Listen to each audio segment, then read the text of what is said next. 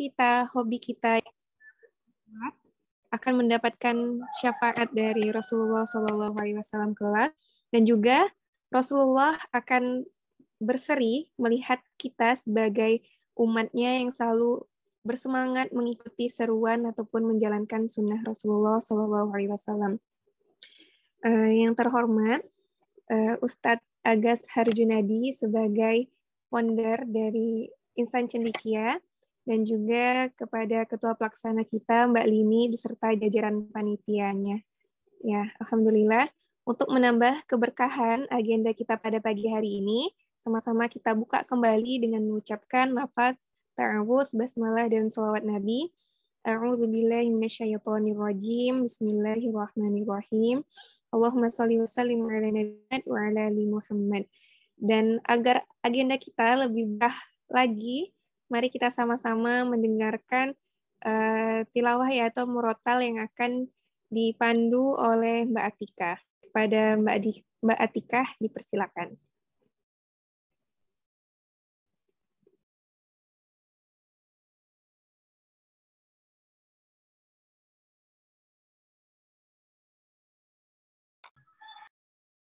Bismillahirrahmanirrahim. Iqra' bismi rabbikal ladzi khalaq. Khalaqal insana min 'alaq. Iqra' wa rabbukal akram. Alladzi 'allama bil qalam.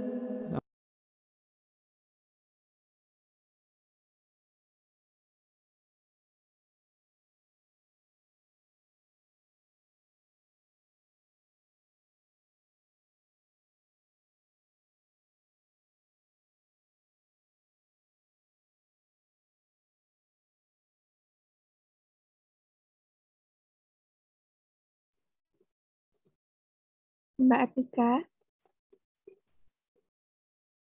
Ya, sudah terdengar? Oh iya, udah. Berarti udah selesai, Mbak ya? Udah. Oke. Insyaallah tabarakallah. Shadaqallahu adzim. Allahumma bil Quran. Semoga dengan kita sama-sama menyimak ya lantunan dari Quran surah Al-Alaq. Nah, semoga kita memang benar-benar Al-Quran menjadi petunjuk hidup kita yang the real-nya, petunjuk hidup kita. Dan agenda selanjutnya, marilah kita sama-sama mendengarkan sambutan dari Ustadz Agas Harjunadi.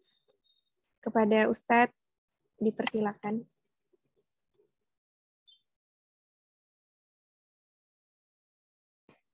Ya, Assalamualaikum Ustadz. Waalaikumsalam warahmatullahi. Gimana kabarnya Karin dan teman-teman? Alhamdulillah, harus sehat. Masya Allah. Ya, nikmat sehat nih yang saat ini banyak dicari dan harus dijaga ya. Baik, saya izin mulai dulu ya. Bismillah, alhamdulillah. Syukurillah, la hawla wa la quwwata illa billah. Subhanaka la ilma lana illa ma 'allamtana innaka antal alimul hakim. Rabbi zidni ilma. Allahumma la sahla illa ma ja'altahu sahla wa anta taj'alul hasna ila syi'ta sahla. Fasahilul umur ya arhamar rahimin. Suara saya aman ya? Atau kurang keras? Alhamdulillah aman. Nah, baik. Saya mohon maaf nih nanti kalau ada kejeda batuk ya. Karena sedikit ada gangguan tenggorokan. Baik, alhamdulillah. Segala puji bagi Allah yang telah memberikan kesempatan kepada kita berupa karunia, rezeki, iman ya. Yang paling penting nikmat iman, nikmat Islam dan persaudaraan yang mana itu merupakan satu nikmat yang harus betul-betul disyukuri.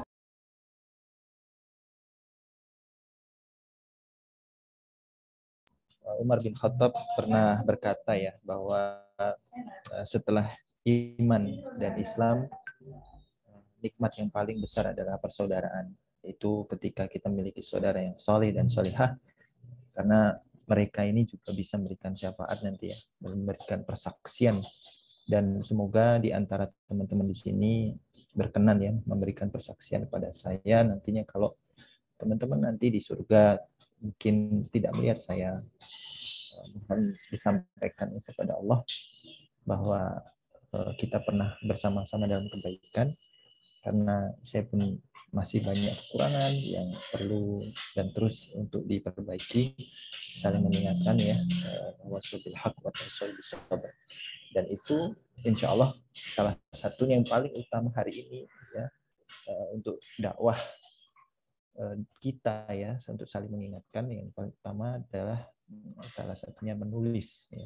Yang insya Allah hari ini kita akan pelajari bersama bagaimana tipsnya, kaidahnya, kemudian mungkin konten apa yang paling baik gitu, yang paling tepat buat teman-teman di era yang serba digital hari ini. Semoga dengan wasilah menulis dan media sosial, kemudian teknologi hari ini bisa dimaksimalkan, karena itu bagian dari senjata yang paling utama kita hari ini. Insya Allah, ya saya tutup pernah berkata ya, kalau kita diberikan senjata, pistol atau peluru, mungkin kita bisa membunuh satu orang saja atau 2 orang gitu ya.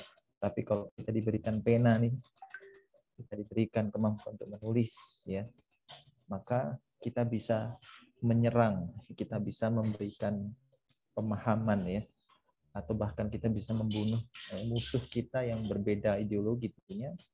Dan itu nggak cuma 1 orang, tapi bisa ribuan bahkan jutaan.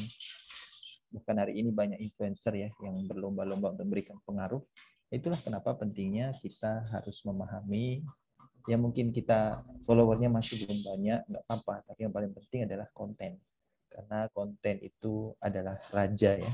Hari ini konten is the king, dan desain juga bagian dari apa istilahnya, desain is the queen ya. Jadi raja dan ratu ini harus saling bersinergi. Nah, insya Allah hari ini bersama Mbak Sarah, ini kawan sahabat saya nih. Sudah datang belum beliau?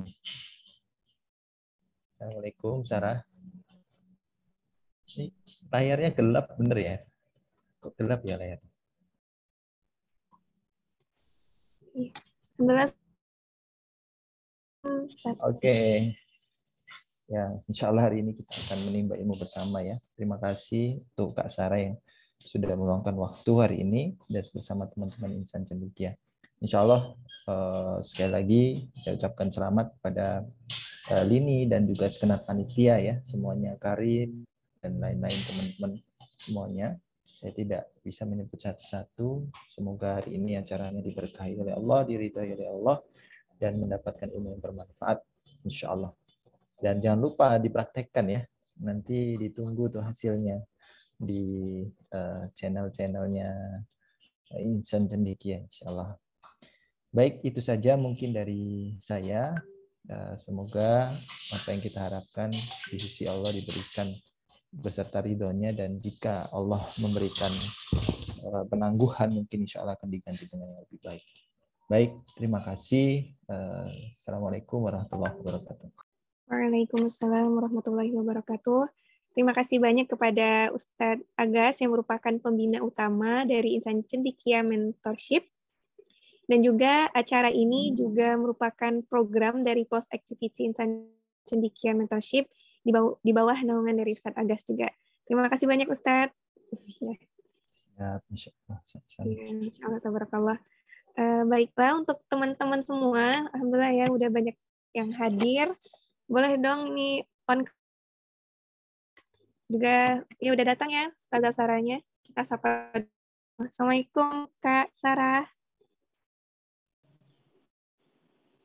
Waalaikumsalam warahmatullahi wabarakatuh. Ya Allah, fresh sekali pagi ini Kak. Baik untuk teman-teman semua. Ya, ayo kita on kamera ya, dipersilakan on kamera. Bawa amunisinya. Terus jangan lupa niatnya, kata Agas tadi, innamal a'malu binniyat. Jadi apa-apa yang kita inginkan hari ini, itulah yang kita dapatin ya Ustadz ya. Kecuali kalau niat kita pengen dapat snack, pagi ini mohon maaf banget nggak bisa ngasih snack. Ya, semoga kita perbaiki lagi niat kita untuk tetap berfastabiqul khairat, berlomba-lomba dalam kebaikan. Alat tulis kertasnya juga kita siapin ya. Oke, jadi untuk teman-teman semua yang bisa berkesempatan untuk on kamera dan memungkinkan, dipersilakan juga untuk on kamera. Iya, lanjut. Yang kita tunggu-tunggu ya, sharing-sharing bareng Kak Sarah. Gimana kabarnya, Kak? Alhamdulillah. Baru habis dari sakit ini. Habis sakit. Musim ya, Kak ya? Iya. Tapi sekarang udah sehat, alhamdulillah. Alhamdulillah. Iya, iya. Ustadz Agus juga semoga cepat sembuh juga, Ustadz. Semoga teman-teman juga. Benar sih, nikmat sehat ya. Semoga kita terus bisa semangat apapun yang terjadi kayak gitu. Selanjutnya mungkin dari Teh Atika, kita kenalan dulu nih sama Kak Sarah lebih lanjut. Boleh kita lihat dari CV-nya Kak Sarah.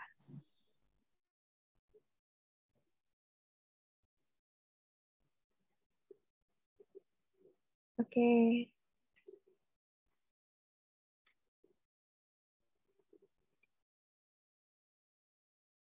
Share screen-nya belum terlihat sama Karin, Kak.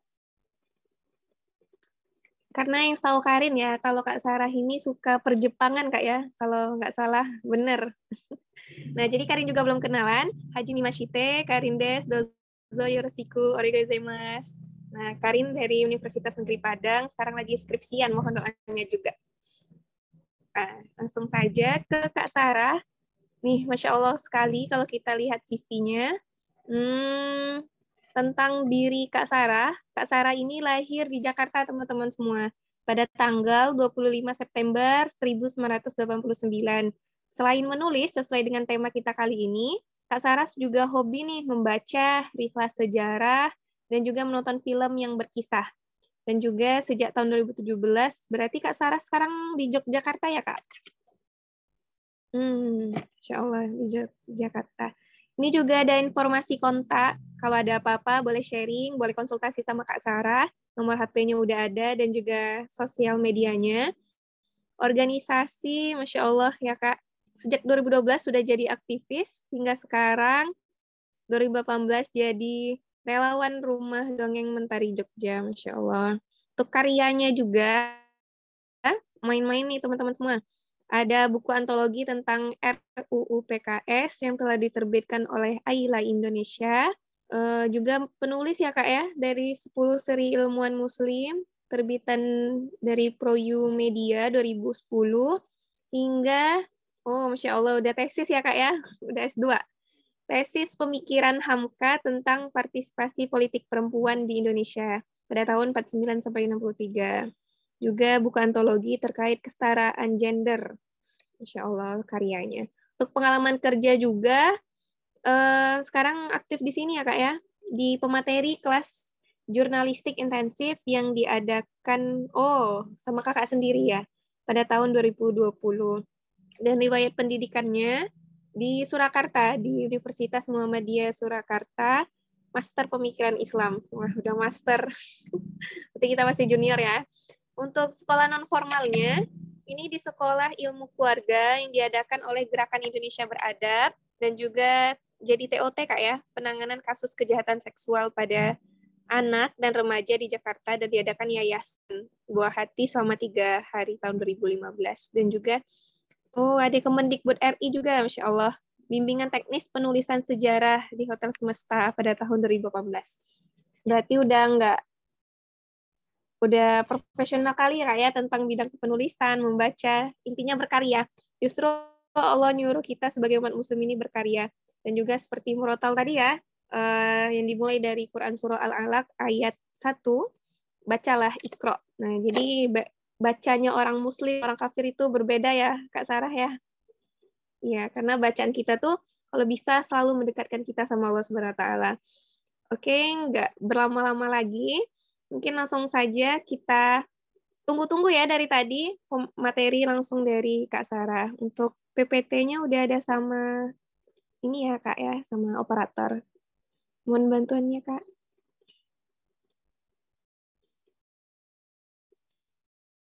Oh iya, ada share screen. Nah, jadi Karin langsung kembaliin ke Kak Sarah. Untuk teman-teman semua yang bisa on cam, ayo kita semangat hari ini. Ya, dipersilakan kepada Kak Sarah. Iya, terima kasih Mbak Karin. Konnichiwa.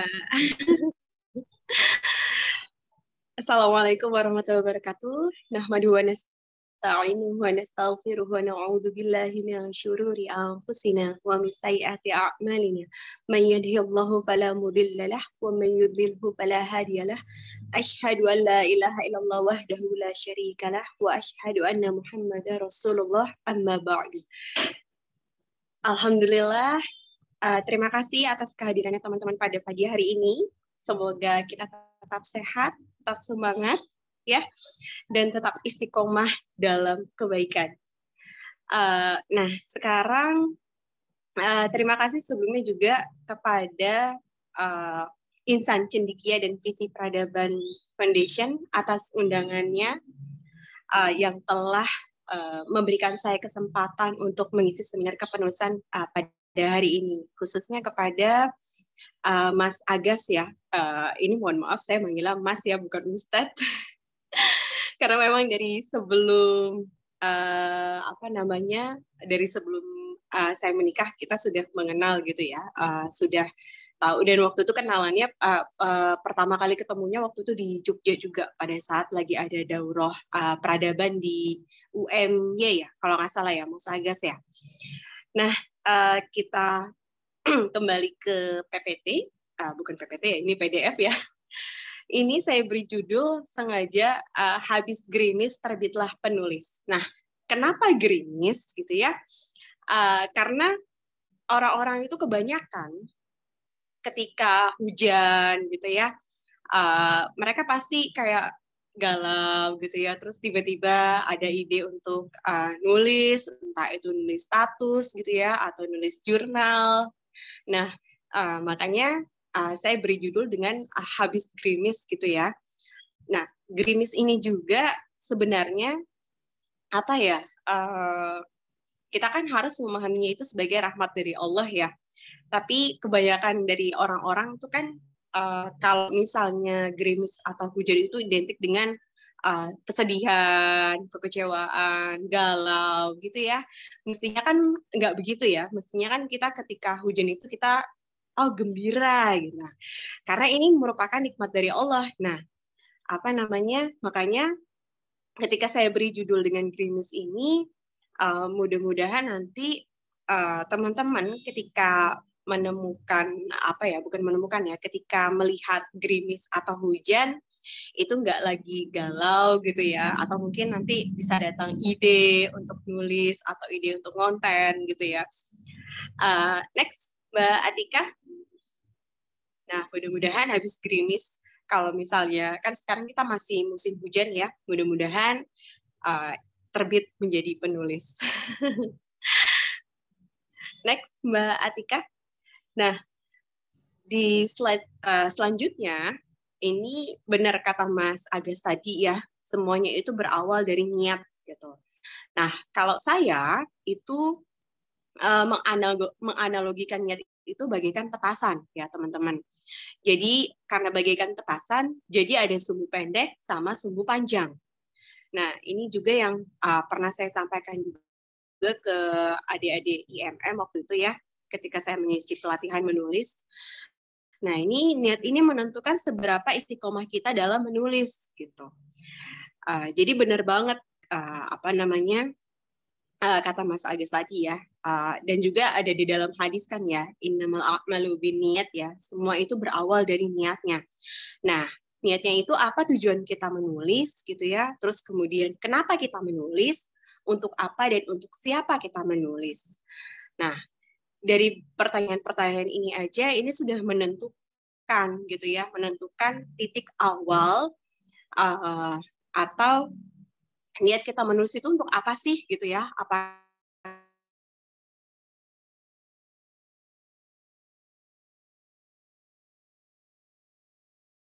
untuk dicatat dalam gitu ya, kan niat orang itu kan macam-macam ya gitu. Jadi Makanya saya menganalogikannya itu niat itu bagaikan petasan, ada sumbu pendek dan sumbu panjang. Next di slide selanjutnya Mbak Atika. Nah ini, karena niat itu bagaikan petasan, ada sumbu pendek dan sumbu panjang. Jadi kalau sumbu pendek itu saya mencontohkannya itu tulisan yang berdampak. Jadi teman-teman bukan mungkin ya, udah suka dengar gitu ya, ada tulisan yang viral gitu ya, yang berdampak luas gitu, yang menarik perhatian orang gitu. Nah, itu saya mencontohkannya dengan sumbu pendek gitu ya. Sumbu pendek ini tulisan yang berdampak. It's okay gitu ya. Tulisan itu memang berdampak gitu. Nah, tapi apakah tulisan itu nantinya bermanfaat gitu ya? Banyak juga tulisan yang berdampak tapi hoax, isinya hoax atau kabar bohong gitu. Banyak juga tulisan yang berdampak atau viral tapi ternyata isinya gibah, fitnah, kayak gitu ya. Nah, terus kemudian ada sumbu panjang. Nah, sumbu panjang ini saya mencontohkannya dengan tulisan yang bermanfaat. Nah, di slide selanjutnya, Mbak Atika, silakan. Nah, di slide selanjutnya, kenapa gitu ya? Kenapa sumbu pendek ini saya mencontohkannya dengan tulisan yang berdampak dan sumbu panjang dengan tulisan yang bermanfaat gitu ya? Karena tulisan yang berdampak itu belum tentu bermanfaat. Kayak tadi ya, tulisan yang berdampak itu isinya bisa macam-macam, teman-teman. Tulisan yang viral itu isinya bisa macam-macam. Ada yang kebanyakan isinya hoax atau kabar bohong. Ada juga tulisan yang berdampak atau viral tapi ternyata plagiat gitu ya, plagiarisme isinya atau sekedar copy paste. Kan banyak tuh ya ternyata. Saya beberapa kali malah mendengar tulisan-tulisannya Terelie itu bukan Terelie sih, ada seorang teman, saya punya teman penulis ya, namanya Kak Ulan. Jadi tulisan-tulisan beliau itu kan banyak sekali di Facebook ya, dan itu sudah diberi nama gitu ya, kalau itu hasil karyanya beliau gitu. Nah kemudian ketika ada orang yang membagikan itu, terus kemudian dikopas, nah ternyata namanya beliau itu dihilangkan gitu ya, dan itu banyak tulisan kopas beliau itu banyak di likes, di share juga gitu ya, dan diakui bukan tulisannya beliau tapi tulisan orang lain. Nah itu kan plagiarisme gitu ya, tulisan yang berdampak tapi ternyata plagiat gitu, ternyata kopas. Nah di sini yang saya bilang makanya itu sumbu pendek. Nah terus kemudian tapi tulisan yang bermanfaat itu sudah pasti berdampak gitu ya, entah itu berdampaknya kecil atau besar gitu. Nah, salah satu contoh yang penulis gitu ya, yang membuat tulisan yang berdampak, tapi tidak hanya berdampak tapi juga bermanfaat adalah Said Qutb gitu. Nah, di slide selanjutnya saya mengutip quotes-nya beliau yang pertama kali itu saya dapat ketika masih menjadi wartawan di Suara Hidayatullah waktu itu tahun 2012 ya. Waktu itu saya masih jadi wartawan hidayatullah.com juga untuk majalah sama websitenya waktu itu. Nah di kantor mereka, di kantor Hidayatullah itu di Jakarta waktu itu terpampang besar sekali quotes-nya Said Qutb ini gitu. Nah itu menarik perhatian saya banget gitu ya. Jadi isi quotes-nya itu satu peluru itu hanya bisa menembus satu kepala gitu. Kayak sekarang ya terjadi perang ya antara Rusia dan Ukraina. Gitu. Nah, tapi satu tulisan itu bisa menembus ribuan bahkan sampai jutaan kepala. Bayangkan, dampak tulisan itu lebih luas daripada sebuah senjata gitu ya. Jadi kayak gitu. Nah ini kata Said Qutb quotes-nya yang saya kutip ketika dan menjadi motivasi saya juga gitu ya ketika masih menjadi wartawan, bahkan sampai sekarang saya menulis gitu. Nah makanya saking berdampak tulisannya beliau Said Qutb itu mediatirto.id sampai membuat judul Said Qutb mati, idenya abadi. Nah jadi teman-teman ini satu contoh ya bagaimana tulisan yang bermanfaat itu sudah pasti akan berdampak gitu ya. Entah itu dampaknya luas atau sempit gitu ya. Nah, tapi Said Qutb sudah membuktikannya gitu ya, bahwa dengan tulisan itu bisa mengubah perspektif orang. Itu dengan tulisan bisa mengubah seseorang itu menangis gitu ya ketika membaca, atau tertawa seperti itu, atau tergugah gitu ya, atau bisa juga lewat tulisan itu seseorang mendapatkan hidayah Allah gitu. Masya Allah ya, bisa juga karena dengan tulisan pula kita jadi termotivasi gitu ya. Kayak contohnya yaitu ketika saya membaca quotes Said Qutb, saya termotivasi gitu untuk terus menulis. Jadi gitu. Nah, next di slide selanjutnya Mbak Atika. Nah, ini di slide selanjutnya itu rata-rata masyarakat kita itu tulisan yang seperti ini. Biasanya aplikatif gitu ya yang pertama.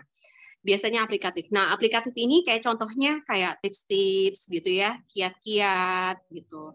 Atau yang bisa dipraktekkan, yang bisa kita praktekkan. Jadi semacam itu. Nah, itu sampai sekarang itu jadi tulisan yang long time gitu ya. Istilahnya itu apa ya? Bukan long time sih. Intinya tuh dia nggak akan pernah ada kadaluarsa gitu ya. Kalau berita kan biasanya ada kadaluarsa ya. Berita itu ya hanya bisa dinikmati hari itu juga gitu ya, atau cuma beberapa hari aja expirednya gitu ya. Tapi kalau misalnya yang aplikatif-aplikatif gitu, tips-tips atau kiat-kiat, itu bisa dibaca sampai kapanpun gitu. Mau 10 tahun lagi atau mau 5 tahun lagi, kecuali kalau misalnya aplikatifnya itu tentang misalnya teknologi atau gawai ya. Kalau teknologi atau gawai itu kan biasanya dinamis ya. Dinamis maksudnya kan pasti teknologi itu kan berganti gitu. Kecuali itu ya. Misalnya tulisan tentang teknologi. Kayaknya dulu misalnya nih ya, tulisan tentang disket gitu ya. Bagaimana caranya supaya memasukkan disket ke dalam komputer misalnya kayak gitu. Tipsnya. Tapi kalau misalnya 10 tahun lagi disket udah nggak ada, ya berarti kan udah nggak bisa gitu ya. Jadi cuman hanya pada zaman itu aja gitu. Jadi penting juga untuk teman-teman ketika misalnya menulis itu juga melihat apakah tulisan ini akan sepanjang masa gitu ya, bukan sepanjang masa, tapi semacam apakah nantinya akan bertahan lama gitu ya. Jadi seperti itu penting juga untuk memikirkan expirednya gitu ya, kadaluarsanya. Jadi gitu. Terus kemudian no hoax dan kabar bohong gitu ya. Sekarang nih banyak banget saya temukan tulisan-tulisan, nggak cuma tulisan ya, tapi rata-rata di chat WhatsApp, kadang kita menemukan tulisan yang nggak ada sumbernya, tulisan yang nggak bisa dipertanggungjawabkan kebenarannya. Jadi kayak gitu. Biasanya kalau kayak gitu, meskipun misalnya itu berdampak gitu ya, viral, tapi itu pasti akan ditinggalkan oleh masyarakat gitu. Kalau misalnya masyarakat udah tahu itu hoax atau kabar bohong, ternyata cuma bohong nih, ya udahlah gitu, pasti akan dibuang gitu. Nah, terus kemudian hikmah dan ibrah atau pelajaran gitu. Jadi saya lihat juga banyak sekarang ini banyak tulisan-tulisan yang kita itu ketika membacanya itu bisa mengambil hikmah ya teman-teman ya, atau ibrah pelajaran gitu ya. Kayak misalnya saya pernah membaca sebuah tulisan yang membuat saya tersentuh gitu ya. Tapi ini tulisan ini sih dari ini mohon maaf ya, saya sebut aja, bukan bermaksud iklan, dari ACT waktu itu. Jadi waktu kapan ya? Waktu itu ada iklan gitu ya, kira-kira iklan di media sosial gitu. Saya menemukan, jadi ACT itu timnya menulis tentang seorang bapak gitu ya, yang beliau itu udah sakit-sakitan, kemudian harus mencari nafkah sebagai penghibur gitu ya, sebagai badut gitu ya, badut di jalan. Bahkan beliau itu sampai si bapaknya ini sampai harus kejar-kejaran dengan petugas. Nah, itu kan tulisannya sangat menyentuh sekali gitu ya. Bisa mengambil hikmah dari situ dan bisa membuat orang tergerak untuk bersedekah. Nah, itu dari situ. Dan itu sampai sampai saya nangis, ya Allah kok kasihan gitu ya. Si bapaknya ini udah lansia gitu dan masih harus menafkahi anaknya yang masih sekolah gitu. Jadi si bapak ini mungkin kayak telat gitu deh punya anaknya gitu ya. Nah, terus kemudian berbeda dari yang lainnya, sudut pandang unik gitu. Nah, ini juga, jadi teman-teman kalau misalnya mau bikin tulisan, itu usahakan untuk berbeda dari penulis-penulis yang lain gitu ya, sudut pandang unik. Kayak misalnya, saya pernah membuat sebuah konten gitu ya di Instagram tahun lalu gitu. Jadi banyak yang bilang kalau misalnya akar dari kejahatan seksual itu adalah misalnya karena relasi kuasa yang timpang, karena patriarki kayak gitu ya. Ternyata bukan hal yang lain gitu ya. Kenapa seseorang itu melakukan kejahatan seksual, akar dari kejahatan seksual itu ternyata karena hilangnya rasa malu dan takut kepada Allah gitu. Jadi ketika seseorang itu sudah hilang rasa takut dan malunya kepada Allah gitu ya, dia tidak akan lagi punya adab, dia tidak akan lagi punya akhlak gitu ya, sudah hilang akhlaknya kayak gitu. Nah itu ketika saya menulis tentang itu kan perspektifnya berbeda dari yang lain gitu ya. Ketika yang lain itu banyak yang mengatakan bahwa akar dari kejahatan seksual itu adalah relasi kuasa yang timpang dan patriarki, tapi saya menulis bahwa akar dari kejahatan seksual itu adalah hilangnya rasa takut dan malu kita kepada Allah gitu. Jadi mungkin kelihatannya sepele ya, tapi itu ternyata berdampak besar gitu ya. Ketika seseorang itu sudah hilang rasa takut dan malu, itu maka dia akan berbuat maksiat, maka dia akan berbuat kejahatan, maka dia tidak akan malu lagi kepada Allah gitu ya, dan semacamnya. Jadi kayak gitu. Nah terus kemudian bahasanya juga harus dengan mudah dipahami nih teman-teman. Jadi masyarakat kita itu kan kebanyakan gitu ya, mereka menikmati tulisan-tulisan yang gaya populer gitu ya. Walaupun misalnya itu ilmiah, tapi usahakan gayanya tetap populer gitu. Gaya tetap populer, terus kemudian nggak apa-apa memasukkan kata-kata baru dalam KBBI.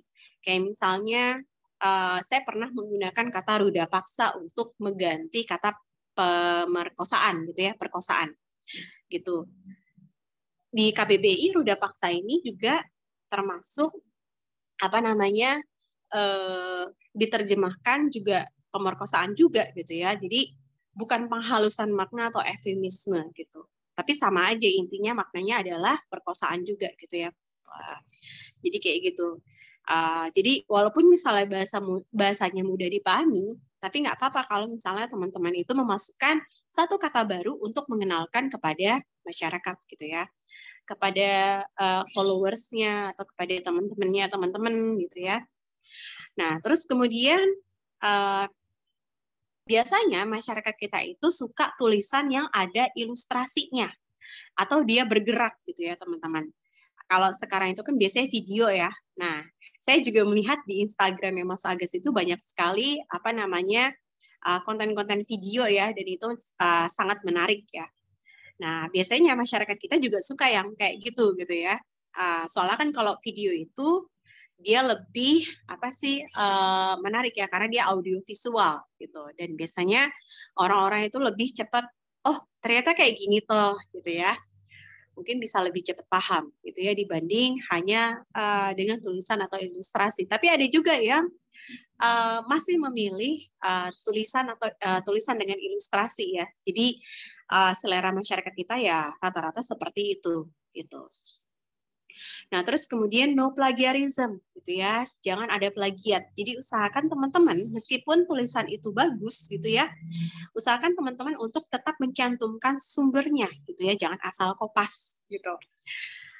Karena kalau misalnya kita udah ketahuan kalau kita kopas, itu bisa masyarakat akan meninggalkan gitu ya. Udah, ternyata kopas loh gitu. Ternyata plagiat loh dia gitu. Nah, biasanya kalau yang hal-hal kayak gini kan warganet kita tuh gercep ya, cepat gitu ya, cepat menemukan.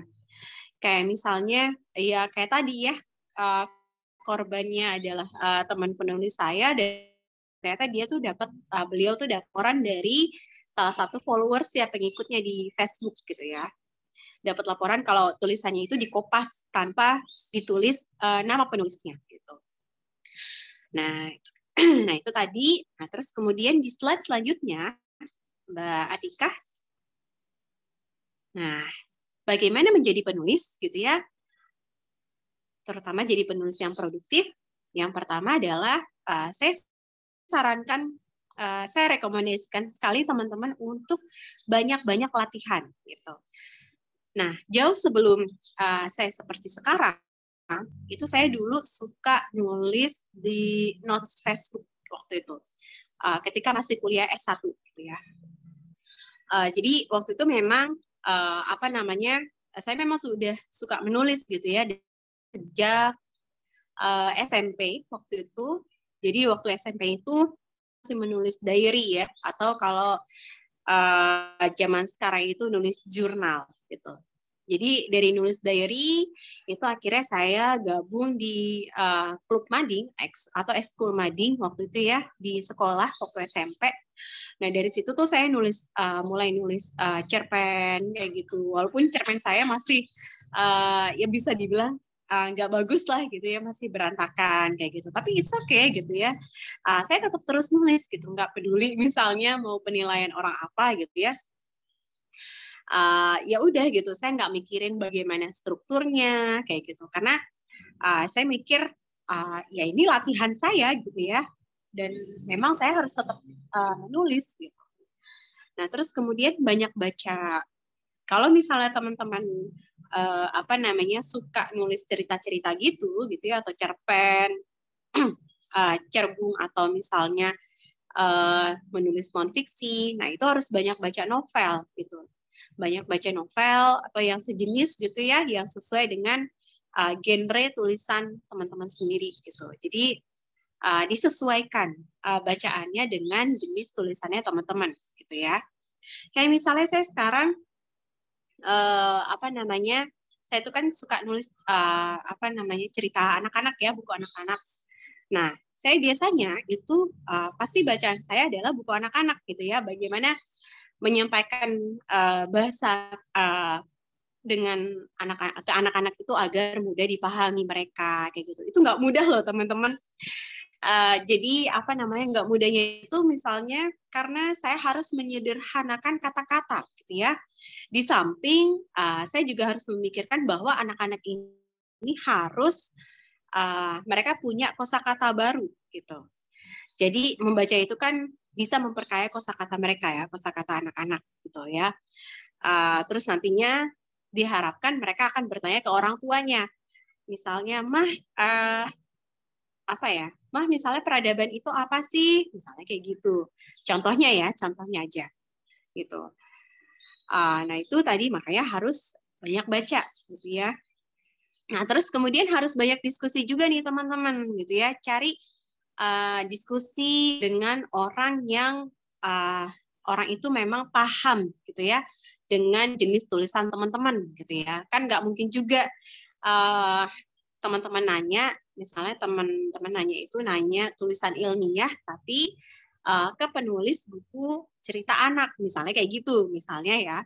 Jadi harus diskusi dengan orang yang tepat gitu. Nah, terus kemudian harus cari guru yang tepat juga nih teman-teman. Jadi kayak misalnya Buya Hamka. Buya Hamka itu nggak murni otodidak, walaupun beliau otodidak ya. Kenapa nggak murni otodidak? Karena beliau pasti punya guru. Gurunya siapa? Gurunya adalah ayahnya sendiri gitu ya. Nah, terus kemudian ada Buya Sultan Mansur gitu ya. Beliau kan guru juga dengan pamannya ya. Buya Sultan Mansur itu adalah paman beliau gitu ya. Pamannya Buya Hamka. Nah, terus kemudian beliau juga berguru pada Haji Otto Hoscokro gitu ya. Nah, itu juga guru-guru beliau, guru-gurunya Buya Hamka. Jadi seperti itu. Nah, jadi makanya beliau bisa menghasilkan banyak karya itu juga karena mendapatkan guru yang tepat. Gitu. Nah, terus kemudian ikut pelatihan. Nah, ini juga nih, jadi disesuaikan pelatihannya dengan genre tulisan teman-teman. Tapi bisa juga kalau misalnya teman-teman mau keluar dari zona nyaman gitu ya. Misalnya teman-teman selama ini nulis tentang fiksi gitu ya, terus kemudian teman-teman ikut pelatihan non fiksi, itu oke, itu nggak apa-apa, itu bisa menambah pengalaman teman-teman nantinya gitu. Jadi kan karena tulisan itu kan apa namanya, kalau misalnya mau jadi penulis ya bisa juga nggak terbatas misalnya temanya apa, genrenya apa kayak gitu ya. Nah terus kemudian berteman atau berjaring dengan penulis gitu. Nah ini yang saya lakukan juga ketika awal-awal apa namanya saya menulis ya. Jadi saya mencari orang-orang yang memang mereka itu suka menulis gitu ya. Nggak mesti jadi penulis juga gitu ya, tapi yang hobinya sama. Gitu. Nah, karena dengan berteman atau berjaring dengan penulis atau mereka yang suka menulis, kita akan bisa berdiskusi tadi ya. Makanya tadi dibilang banyak berdiskusi. Kita bisa akan tukar pikiran, sharing pendapat, terus kita juga bisa minta penilaian mereka tentang tulisan kita, kayak gitu bagus atau enggaknya, menarik atau enggaknya, kayak gitu ya. Nah, terus kemudian jangan bosan juga evaluasi dan terus memperbaiki ya teman-teman. Jadi saya pernah kok, bukan pernah ya, sering malah dulu itu bahkan sampai sekarang ya ditolak gitu ya tulisan saya, naskah saya gitu ya. Tapi it's okay gitu, itu nggak masalah buat saya gitu ya. Ya berarti memang harus ada yang saya perbaiki dari tulisan saya gitu. Jadi kayak gitu. Jadi jangan bosan evaluasi di mana kekurangan tulisan kita, terus kemudian di mana kita harus memperbaikinya, kayak gitu ya. Jadi jangan bosan untuk evaluasi dan terus memperbaiki, dan jangan takut gagal, gitu ya. Siapapun, penulis manapun pasti pernah gagal, gitu ya. Bahkan Terelie pun, gitu ya. Cuman sekarang aja teman-teman karena ngelihat karena udah sukses ya, jadi apa namanya mungkin belum tahu cerita gagalnya kayak gimana, gitu ya. Nah, terus nikmati setiap proses. Jadi ketika teman-teman menulis gitu ya, menulis apapun, mau menulis status, mau menulis jurnal, itu nikmati setiap prosesnya. Nikmati ketika teman-teman itu menulis gitu ya. Jadi apa namanya ketika teman-teman sedih terus kemudian menuangkan dalam tulisan, rasakan setiap emosi yang keluar gitu. Nah, makanya menulis juga bisa kan jadi terapi ya teman-teman. Biasanya kalau apa namanya orang-orang yang punya gangguan kecemasan atau stres, terus ketika mereka menulis itu mereka merasa lega karena emosinya itu sudah tertuang dalam tulisan. Jadi apa namanya penting untuk teman-teman menikmati setiap proses menulis, termasuk menikmati setiap emosi yang teman-teman rasakan ketika menulis, gitu ya. Nah terus next. Mohon maaf Mbak Karin, ini saya sampai jam berapa ya? Apakah masih ada waktu? Iya masih Mbak, sampai pukul 10.30 Mbak. Oh ya, baik. Siap. Terima kasih. Nanti takutnya karena kelamaan saya cerita atau sharing, jadi lupa waktu. Nah, di slide selanjutnya, gimana caranya supaya terus mood menulis gitu ya? Jadi teman-teman gini, sadari bahwa teman-teman ini bukan robot, tapi manusia. Jadi teman-teman punya akal, teman-teman punya rasa, punya hati, ya, nggak bisa terus-terusan mood gitu ya. Ada kalanya jenuh, gitu ya. Ada kalanya jenuh, bosan, bahkan burnout, gitu ya, burnout juga. Dan itu kondisi yang harus teman-teman terima kenyataannya, gitu ya. Jangan disangkal, jangan aku nggak bosen kok, gitu ya. Aku nggak jenuh kok. Itu malah makin memperparah nantinya. Makin memperparah kondisi teman-teman ketika menulis. Gitu. Jadi itu kayak terima aja. Oh iya, aku memang sedang bosan, gitu ya. Oh iya, aku memang sedang jenuh, gitu ya.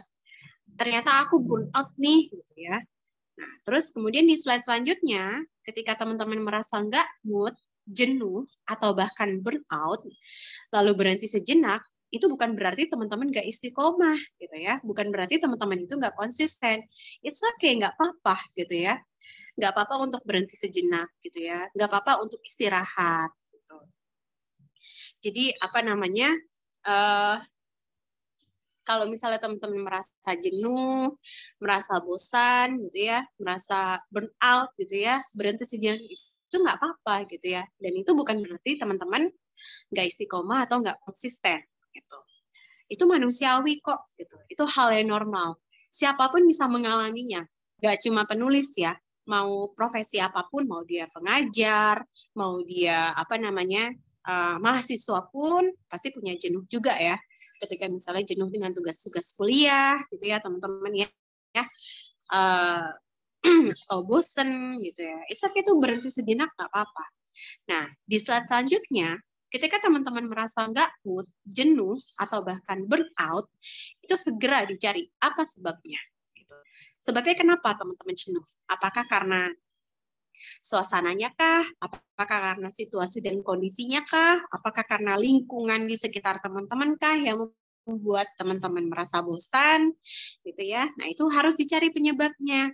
Atau karena mungkin teman-teman kurang data dalam menulis. Lalu teman-teman merasa jenuh gitu ya, tidak ingin melanjutkan gitu. Aduh, aku stuck nih gitu ya. Ternyata datanya ini terbatas gitu. Nah, saya pernah juga kok mengalaminya gitu ya. Penulis manapun pernah mengalami rasa jenuh, bahkan burnout. Saya pernah mengalami jenuh ketika tulisan saya ini terbatas datanya. Ketika saya menulis buku Seri Ilmuwan Muslimah waktu itu. Sekitar 2 tahun lebih yang lalu lah ya. Itu saya merasakan, aduh, ini udah nggak ada data lagi nih, saya nggak tahu nih, bingung, saya mau menulis apa, bingung gitu ya, kelanjutannya gimana gitu ya, sedangkan saya harus saya selesaikan apa namanya buku ini gitu. Akhirnya ya udah, saya cari solusinya gitu. Solusinya gimana? Saya waktu itu cari solusinya dengan cerita ke suami gitu ya. Cerita ke suami dan alhamdulillah suami waktu itu bantu nyariin datanya. Dan ternyata data-datanya itu banyak yang berbahasa Arab gitu ya. Nah, saya kan punya keterbatasan dengan bahasa Arab ya. Alhamdulillah di sini ternyata ada seorang guru bahasa Arab, teman saya ikutan hadir di seminar sekarang gitu ya. Masya Allah, saya belum saya kepengen lanjut belajar bahasa Arab lagi, mudah-mudahan sama beliau gitu. Nah itu ya. Jadi dicari solusinya, dicari penyebabnya karena apa gitu ya. Jadi jangan lama-lama teman-teman, jangan sampai sebulan nggak nulis gitu ya. Bisa kayak untuk beberapa hari mengambil waktu sejenak nggak apa-apa gitu. Untuk misalnya nggak menulis dulu nih gitu ya, refreshing dulu, jalan-jalan dulu kayak gitu. Ya intinya jangan dibiarkan lama atau diabaikan begitu aja. Karena kalau misalnya dibiarkan lama atau diabaikan begitu aja, pasti semangat itu bakalan hilang gitu ya. Semangat kita untuk tulis bakal hilang gitu. Dan kita pasti harus memulai dari awal lagi gitu. Nah, terus di slide selanjutnya, ketika teman-teman merasa nggak mood, jenuh, atau bahkan burnout gitu ya, tetaplah ingat bahwa tubuh teman-teman itu berhak merasa bahagia gitu ya. Jadi kalau dalam Islam, itu jangan sampai kita menzolimi diri sendiri gitu ya. Jangan sampai kita zalim sama diri sendiri. Biasanya kalau misalnya saya sudah zolim dengan diri saya sendiri gitu ya, ada doanya Nabi Yunus ya ketika dimakan ikan paus. Nah, itu doa paling ampuh gitu ya. Intinya mengakui kesalahan bahwa kita sudah menzalimi diri kita sendiri gitu. Misalnya apa? Ketika misalnya kita merasa jenuh atau burnout tapi terus kita paksakan untuk menulis. Nah, itu nggak baik ya teman-teman ya. Itu nantinya akan menzalimi diri kita sendiri gitu. Jadi tetap ingat bahwa tubuh kita harus merasa bahagia gitu ya, harus tetap merasa bahagia gitu. Jadi kita punya hak tubuh yang harus kita tunaikan nih teman-teman. Jangan jangan sampai kita zolim sama diri kita sendiri, gitu ya. Karena kita merasa tubuh kita ini adalah punya kita, gitu ya. Karena merasa kita tubuh ini adalah milik kita, gitu ya. Lantas kita lupa siapa pemilik tubuh kita ya sebenarnya, kayak gitu. Makanya akhirnya kita jadi bersikap zolim sama tubuh kita sendiri, gitu ya. Memaksakan diri sampai kita sakit, gitu ya, sampai kita stres misalnya. Nah, itu tanda-tanda kalau kita udah menzalimi tubuh kita sendiri, gitu. Nah, di di slide selanjutnya ada saya mengutip kata-katanya salah satu pemimpin Prancis. Bahkan Napoleon pun takut dengan tulisan, teman-teman. Bayangkan ya, seorang mantan pemimpin Perancis, beliau dulu pernah jadi jenderalnya Perancis juga, gitu ya. Bahkan dalam sejarahnya Indonesia itu kabarnya Napoleon Bonaparte ini yang mengirimkan, bukan mengirimkan ya, melatih tentara Jawa waktu itu ya. Saya lupa namanya, Kenil ya? Kok Kenil sih? Saya lupa apa namanya. Mungkin teman-teman ada yang ingat nanti.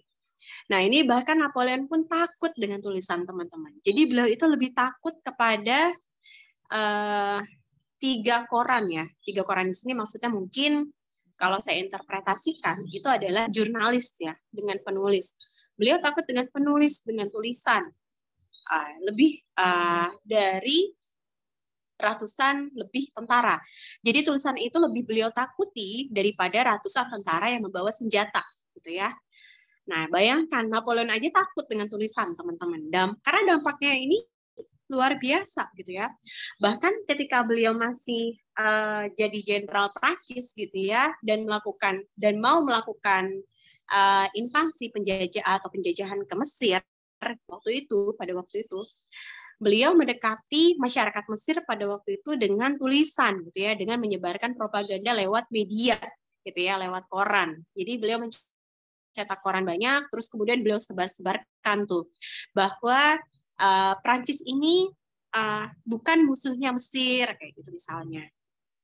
Prancis ini datang dengan niat baik-baik, padahal sih enggak ya, padahal niatnya untuk menjajah. Nah, seperti itu propaganda yang dilakukan oleh Napoleon lewat media, gitu ya. Jadi ya seperti sekarang, gitu ya.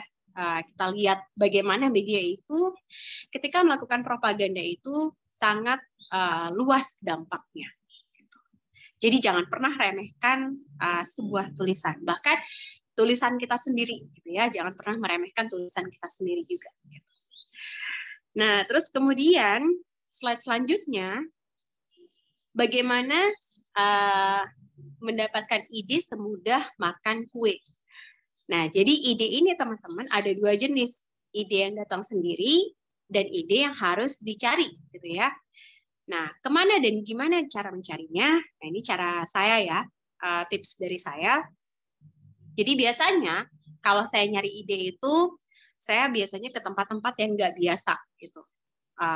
Tapi kalau misalnya sekarang lagi corona ya, karena lagi corona biasanya saya itu buka-buka YouTube, gitu ya, buka-buka YouTube video. Entah video apa, kadang-kadang saya random gitu ya, apa yang menarik buat saya buka, saya tonton, kayak gitu. Jadi istilahnya jalan-jalan virtual juga bisa ya teman-teman. Kan sekarang kan udah ada tuh ya teknologinya juga, jalan-jalan virtual dengan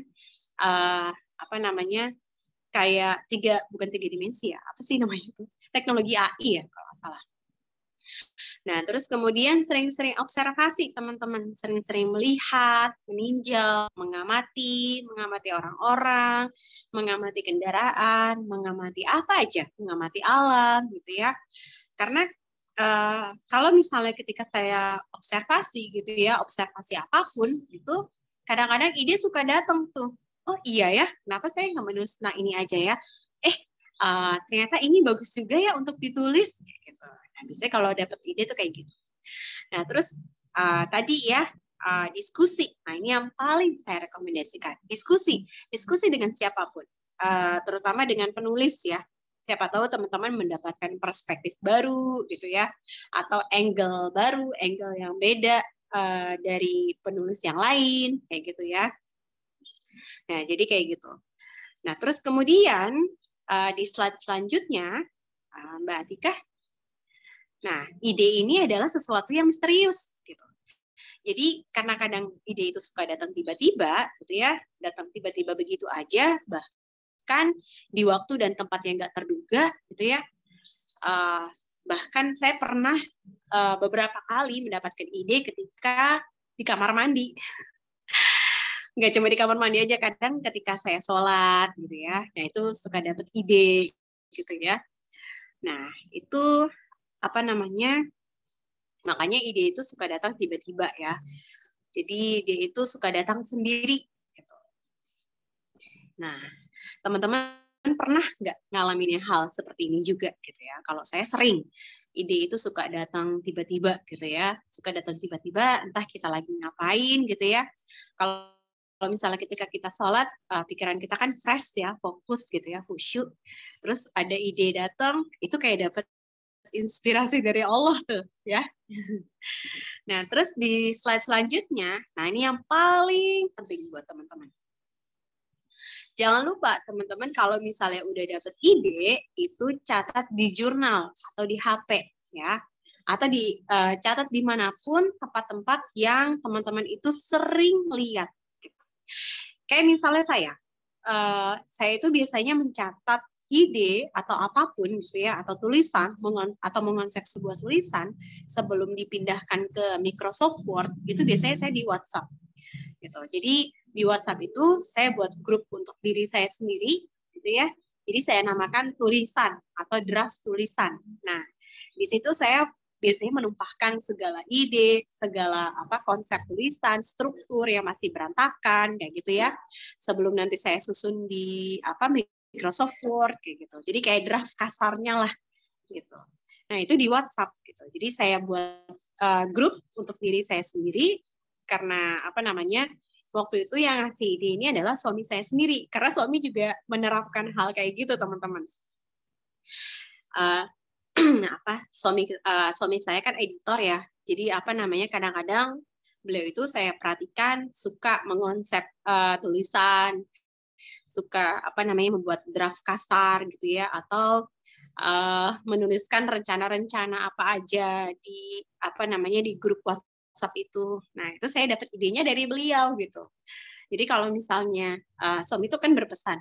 Jadi kalau misalnya kamu pengen nulis ide atau nulis apapun dan biar nggak ribet gitu ya, karena kan kita suka buka-buka WhatsApp ini ya tiap hari ya, biar tiap hari gitu. Nah, jadi ya udah makanya saya buat di situ gitu ya, dibuatkan oleh suami di situ. Atau kalau misalnya teman-teman biasa menulis di jurnal, bisa juga di jurnal gitu ya. Jadi senyamannya teman-teman, sesukanya teman-teman mau tulis dimanapun yang tempat itu sering teman-teman lihat. Gitu. Nah, terus kemudian yang kedua, lakukan penelusuran atau riset kecil-kecilan di Google. Nah, ini kalau misalnya teman-teman menulis buku gitu ya. Kalau misalnya teman-teman menulis buku, yang paling penting itu adalah riset kecil-kecilan dulu nih, teman-teman. Riset kecil-kecilan misalnya, kayak contohnya nih sebelum saya menulis tentang Sri Ilmuwan Muslimah, itu saya harus melakukan penelusuran dulu di Google. Gitu. Apakah penulis lain sudah pernah ada yang menulis tentang misalnya Sri Ilmuwan Muslimah sebelumnya? Gitu. Nah, makanya ketika saya googling, nah nanti keluar tuh hasil penelusurannya kayak gitu. Nah, rupanya alhamdulillah belum ada yang menulis tentang Sri Ilmuwan Muslimah gitu. Tapi kalau Sri Ilmuwan Muslim itu banyak sekali gitu, penerbit yang sudah menerbitkan ya. Gitu. Nah, itu contohnya ya teman-teman ya. Jadi sebelum teman-teman menulis buku, itu lakukan penelusuran dulu temanya seperti apa. Nah, kalau misalnya temanya sudah ada penulis lain yang pernah menulis sebelumnya, cari angle atau perspektif yang berbeda gitu. Nah, karena ini nantinya penerbit itu akan menanyakan apa yang membedakan buku kamu dengan buku lainnya yang sejenis yang sudah pernah diterbitkan gitu. Nah, biasanya penerbit bakal nanya kayak gitu teman-teman. Gitu ya. Apa keunikan tulisan kamu kayak gitu. Bagaimana angle-nya gitu ya, itu biasanya nanti ada di sinopsis ya. Sinopsis itu kayak semacam ringkasan tulisan teman-teman itu seperti apa, keunikannya di mana gitu ya, apa yang membedakan naskah teman-teman dengan naskah yang lain yang sudah pernah diterbitkan kayak gitu misalnya. Atau misalnya kalau ada yang belum menerbitkan, ya teman-teman bisa tinggal cantumkan di situ. Termasuk ketika teman-teman ceritakan juga bahwa teman-teman sudah melakukan penelusuran atau riset kecil-kecilan di Google, bahwa belum pernah ada nih penulis yang menulis tentang tema ini sebelumnya, kayak gitu. Kayak itu nggak apa-apa ditulis, gitu. Supaya penerbit itu tertarik gitu ya untuk menerbitkan naskah teman-teman. Nah, terus kemudian, ini tadi ya, jika ingin menuliskan tema yang sudah ada, ini tadi sudah saya bahas. Cari angle yang berbeda. Gitu. Jadi meskipun misalnya temanya tema buku saya tentang ilmuwan, gitu ya. Nah makanya saya cari angle-nya nih. Angle-nya itu adalah ilmuwan muslimah dan ternyata belum pernah ada penulis yang menulis tentang ilmuwan muslimah kayak gitu di Indonesia ya khususnya. Kalau di luar negeri mungkin udah ada, bukan udah ada, saya pernah lihat juga. Tapi angle-nya itu si penulisnya ini, dia bukan ilmuwan muslimah sih, kayak semacam pahlawan ya. Pahlawan muslimah. Gitu. Nah ini, slide selanjutnya, nah ini terkait etika penulisan ya, atau adab ya, adab dalam menulis teman-teman. Jangan sampai ketika misalnya kita mengutip sebuah sumber gitu ya, sumber apapun, itu jangan sampai kelihatan kita kayak kopas gitu.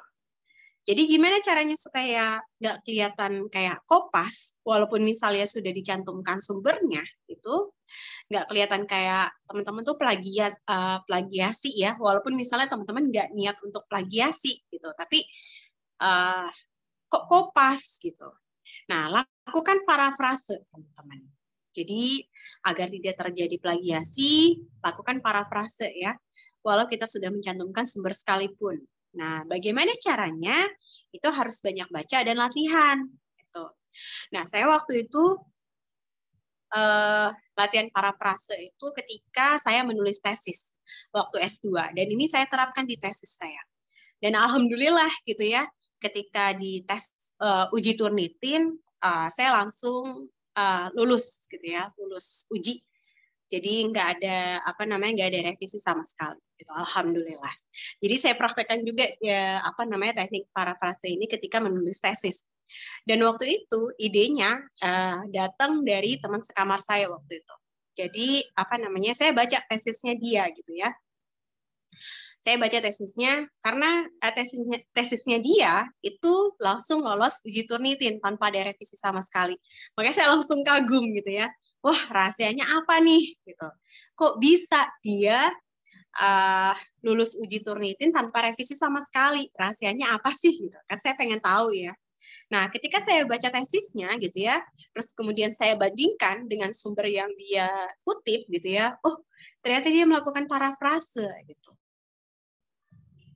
Dan memang teman sekamar saya ini memang anak jurusannya sastra Indonesia gitu. Waktu itu dia S1-nya sastra Indonesia di UGM. Gitu. Jadi makanya saya kagum sekali gitu dengan cara penulisannya dia gitu ya, teman sekamar saya. Jadi saya ikuti tuh tekniknya teman-teman, dan ternyata alhamdulillah tekniknya dia tuh berhasil gitu ya di saya juga gitu. Jadi saya melakukan parafrase. Parafrase itu bisa mengubah struktur kalimat tanpa mengubah maknanya gitu. Jadi misalnya teman-teman contohnya ketika di sumber yang teman-teman kutip itu memakai kalimat aktif, nah kemudian teman-teman ubah di parafrase dengan kalimat pasif kayak gitu. Kayak misalnya contohnya gimana ya? Kayak di slide ini ya, agar tidak terjadi plagiasi, teman-teman harus melakukan parafrase. Nah, itu saya sudah melakukan parafrase. Karena kalimat yang sebelumnya, kalimat yang di slide itu kan melakukan parafrase agar tidak terjadi plagiasi. Nah, saya ubah gitu ya, agar tidak terjadi plagiasi, kita harus melakukan parafrase. Nah, itu kan. Jadi seperti itu contohnya parafrase teman-teman ya, supaya teman-teman nanti nggak dibilang kopas tulisan, nggak dibilang plagiasi tulisan, walaupun misalnya sudah mencantumkan sumber tulisan gitu ya. Dan biasanya di uji Turnitin itu pasti bakal dilihat gitu ya, bakal dinilai gitu ya oleh mesin Turnitin. Berapa persen kita copy paste-nya gitu. Kalau misalnya tinggi ya biasanya nggak lulus gitu ya. Kalau maksudnya lebih banyak copy paste-nya kayak gitu. Nah, makanya harus melakukan parafrase gitu. Tentunya parafrasenya ini ya jangan kaku-kaku banget gitu, tapi sesuaikan dengan gaya bahasa tulisan teman-teman sendiri gitu. Gaya bahasa tulisan teman-teman ya. Termasuk saya waktu itu pakai gaya bahasa saya sendiri ketika menulis tesis gitu, dan alhamdulillahnya itu diperbolehkan oleh dosen pembimbing saya waktu itu, almarhum ya, karena beliau meninggal tahun lalu karena COVID ya. Jadi waktu itu beliau membebaskan saya asalkan tetap dalam kaidah gitu ya, dalam kaidah teknik penulisan tesis gitu. Terserah gaya bahasanya seperti apa. Nah, makanya alhamdulillah ketika saya uji tesis, waktu itu Pak Aidul Fitri Siada, jadi waktu itu saya diuji sama beliau, Pak Aidul Fitri Siada, beliau salah satu pakar hukum ya, pakar hukumnya Muhammadiyah juga, itu beliau mengatakan, mengomentari bahwa tesis saya ini gaya bahasanya mengalir, kayak bercerita gitu. Padahal itu lagi nulis tesis gitu. Nah, bagaimana caranya? Tentu harus banyak baca dan harus banyak latihan nulis, gitu ya teman-teman. Jadi nggak bisa instan tuh. Kalau misalnya nulis tes dengan gaya bahasa yang mengalir, gitu ya, misalnya kayak gitu. Nah, sekian dari saya. Masih tersisa waktu 10 menit ya. Jazakumullah khair sudah menyimak sampai akhir. Jika ada kesalahan dan kekurangan, mohon saya dimaafkan. Wassalamualaikum warahmatullahi wabarakatuh. Saya kembalikan lagi kepada Mbak Karin. Insyaallah tabarakallah. Jazakillah khair juga ya kepada Mbak Sarah atas motivasi menulisnya, mulai dari banyak nih. Banyak juga yang ditulis, mulai dari kenapa sih kita harus menulis Mbak ya, dan menulis itu harus bahagia, nggak boleh galau, kalaupun galau istirahat sejenak kayak gitu, nanti bangkit lagi. Terus gimana cara dapat ide, semudah makan kue dan lain-lainnya. Insyaallah tabarakallah. Berarti ini ya Mbak, kita langsung masuk ke sesi diskusi, sharing-sharing. Bagi teman-teman yang ada pertanyaan, boleh langsung mau raise hand, ngomong langsung, ataupun di kolom chat boleh juga nih. Oke, ditunggu banget ya.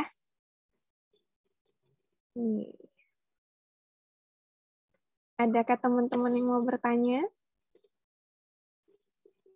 Boleh dari kolom chat ataupun raise hand nantinya. Ini ya Mbak, atau Karin awalin aja dulu dari pertanyaan dari Karin. Sebenarnya cukup speechless juga sih Kak, pas baca ternyata buat buku 10 ilmuwan muslimah.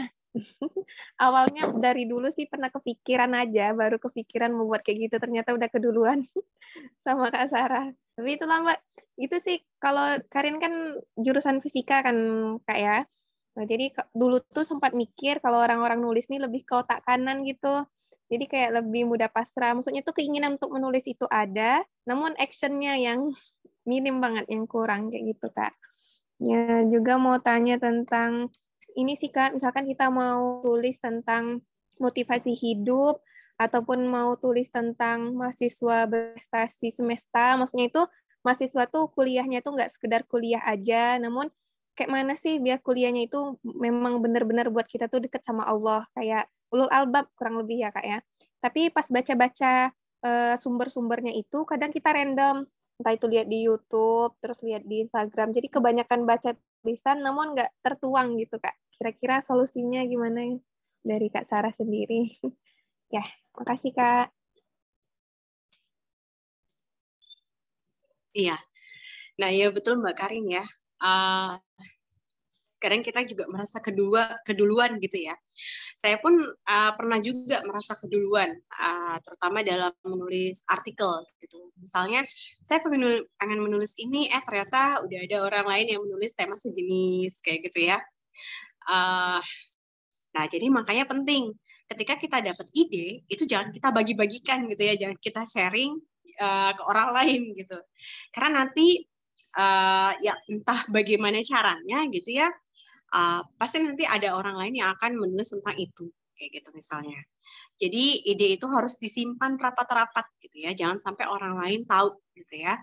Karena ide itu ternyata mahal harganya gitu. Jadi apa namanya? Karena ide itu kan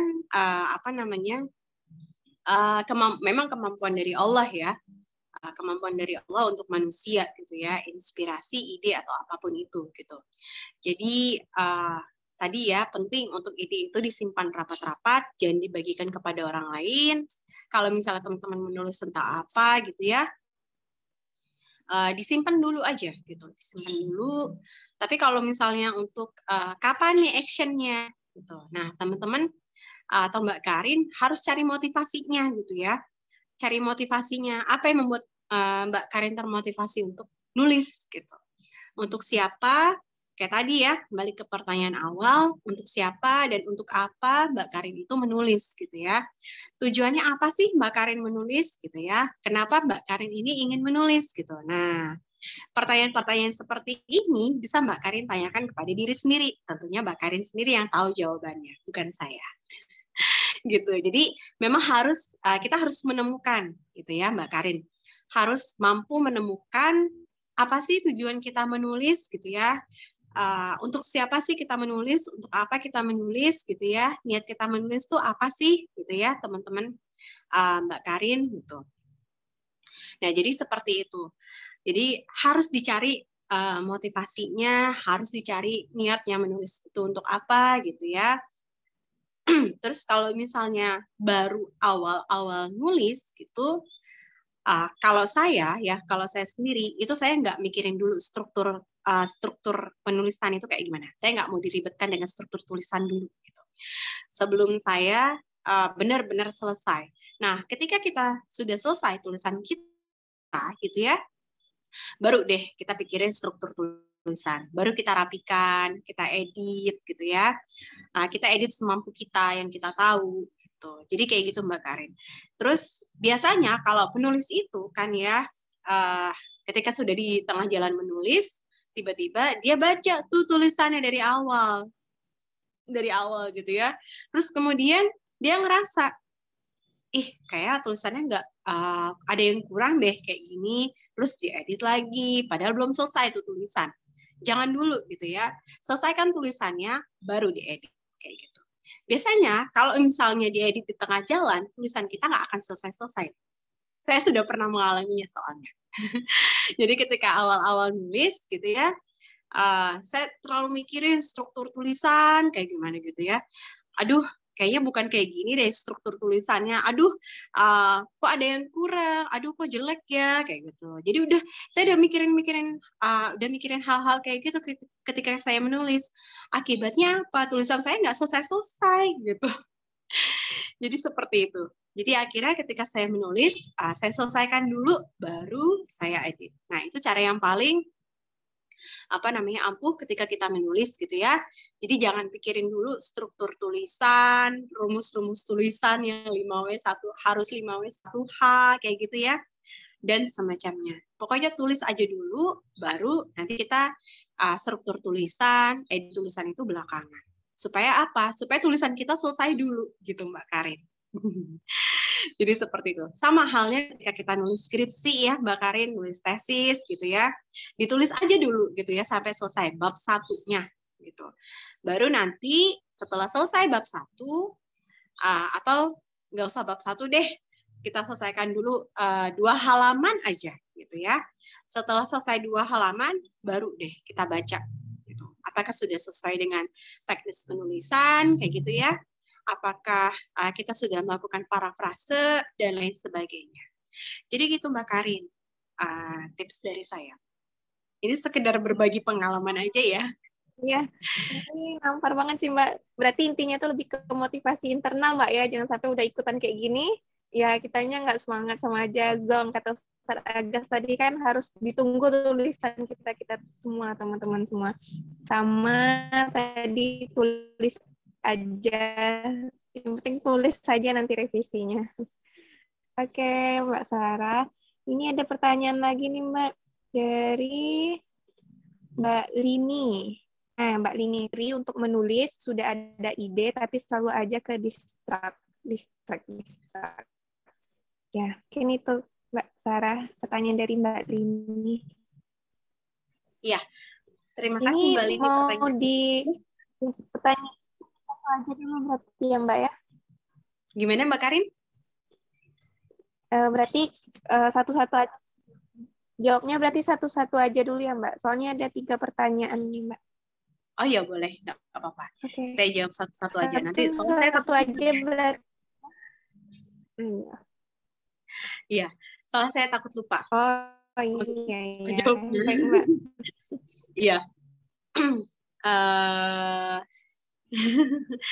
Ya baik, terima kasih Mbak Lini pertanyaannya. Kalau misalnya sudah ada ide tapi selalu aja ke distract, nah saya tanya balik nih, ke distract-nya kenapa Mbak Lini? Ke distract-nya karena hal apa gitu? Kalau misalnya ke distract-nya karena ada gangguan-gangguan internal gitu ya, karena ada situasi dan kondisi eksternal maksud saya, terbalik. Ke distract-nya ini karena ada gangguan-gangguan eksternal gitu ya, atau situasi dan kondisi yang belum mendukung untuk menulis, maka kita harus pindah gitu ya. Maka kita harus atasi. Misalnya kita biasa nulis di teras rumah gitu ya, terus kemudian kita nggak biasa dengan suara berisik gitu ya, entah itu suara berisik anak-anak kayak gitu. Terus kemudian suara berisik itu bikin kita ke distract gitu. Nah, ya udah akhirnya apa yang harus kita lakukan? Maka kita harus pindah posisi, pindah tempat gitu. Di kamar, cari tempat yang lebih tenang, cari tempat yang membuat kita nyaman, cari tempat yang membuat kita enak buat nulis kayak gitu ya. Jadi kalau misalnya teman-teman sebelum menulis itu kondusifkan dulu situasi dan kondisinya gitu ya. Kondusifkan dulu lingkungannya. Gitu. Apakah sudah kondusif untuk teman-teman menulis gitu ya? Kecuali kalau misalnya teman-teman nggak peduli gitu ya, mau rame kayak mau sepi kayak, tapi teman-teman masih tetap bisa nulis gitu ya. Jadi fokus gitu ya, tetap bisa fokus, tetap nggak ke distract sama sekali. Jadi kayak gitu ya. Itu it's okay, nggak apa-apa, silakan. Gitu. Tapi kalau misalnya teman-teman orang yang mudah ke distract karena ada gangguan-gangguan eksternal, nah itu sebaiknya diatasi dulu gitu ya, dikondusifkan dulu lingkungannya atau situasi dan kondisinya kayak gitu. Atau misalnya ke distract karena teman-teman belum beres nih pekerjaan rumahnya, akibatnya misalnya orang tua manggil-manggil gitu ya, atau keluarga belum tahu nih teman-teman bahwa harus menyelesaikan tulisan kayak gitu. Nah teman-teman bisa atau Mbak Lini bisa mengingatkan gitu ya, mengingatkan anggota keluarga yang lain bahwa misalnya untuk 2 jam jangan diganggu dulu gitu, karena saya ingin menyelesaikan tulisan. Contohnya seperti itu Mbak Lini. Jadi supaya nggak ke distract ya. Terus bisa juga Mbak Lini ingatkan gitu ya, minta tolong diingatkan kepada orang terdekat, entah itu kakak atau orang tua gitu ya, mengingatkan agar mengingatkan mereka untuk mengingatkan Mbak Lini ya, supaya tetap fokus gitu ya. Ayo, kamu sudah selesaikan tulisanmu belum? Kayak gitu. Misalnya kayak gitu. Jadi kalau misalnya teman-teman nggak biasa dengan bukan nggak biasa ya, nggak ampuh ketika mengingatkan diri sendiri. Gitu. Tapi bisa juga minta bantuan orang lain untuk mengingatkan teman-teman, gitu ya, supaya nggak ke distract, supaya tetap bisa fokus. Gitu. Jadi kayak gitu, Mbak Lini. Semoga bisa terjawab. Ini saya langsung jawab aja ya Mbak Karin ya, untuk pertanyaan selanjutnya ya. Iya, ya boleh Mbak. Oke. Nah, ini dari Mbak Susilawati, tips untuk selalu mendapatkan ide menarik untuk menulis itu seperti apa? Banyak baca, Mbak Susilawati. Banyak baca, karena dengan banyak baca itu, ide itu bisa datang ketika kita baca ya. Entah itu baca buku yang kita sukain, atau baca buku, buku mata kuliah, gitu ya. Saya gitu. Kadang-kadang kalau misalnya saya baca buku yang nggak saya sukai, ide itu tiba-tiba bisa datang, gitu ya. Bisa datang dari sana kayak gitu. Terus itu tadi ya, karena ide itu bisa datang sendiri atau bisa ide itu bisa kita cari. Nah, kalau misalnya untuk mencari ide itu gimana caranya? Gitu. Kalau misalnya ide itu bukan nggak bisa ya, kita belum mampu mendatangkan ide itu untuk datang tiba-tiba gitu misalnya ya. Nah, tadi ya kita pergi ke tempat-tempat yang nggak biasa, tempat-tempat yang belum pernah kita kunjungin gitu Mbak Susilawati. Atau kita banyak ngobrol dengan teman-teman kita gitu ya, banyak terus kemudian bisa juga dengan nulis status kayak gitu atau sharing pendapat dengan yang lain, nggak mesti teman ya, dengan dosen kayak gitu atau dengan orang tua. Siapa tahu kita mendapatkan perspektif baru dari sana gitu ya. Atau ide menarik, ide baru dari sana gitu. Karena ya memang tadi ya, ide itu memang harus dicari gitu ya. Kita harus usaha, harus ikhtiar untuk mencari ide itu kalau misalnya dia belum bisa datang tiba-tiba gitu ya, atau kita belum mampu untuk mendatangkan ide itu secara tiba-tiba kayak misalnya gitu. Tapi kalau saya biasanya ide itu suka datang tiba-tiba gitu ya. Entah itu saya lagi sholat atau saya lagi di kamar mandi gitu ya. Jadi waktu dan tempatnya itu nggak terduga kadang-kadang. Jadi gitu Mbak Susilawati. Semoga bisa membantu ya. Atau bisa juga melakukan penelusuran tadi ya di Google gitu ya. Tinggal diketik keywordnya apa yang mau dicari, yang mau Mbak Susilawati tulis kayak gitu. Nah nanti itu keluar tema-tema sejenis gitu ya. Jadi seperti itu. Nah terus kemudian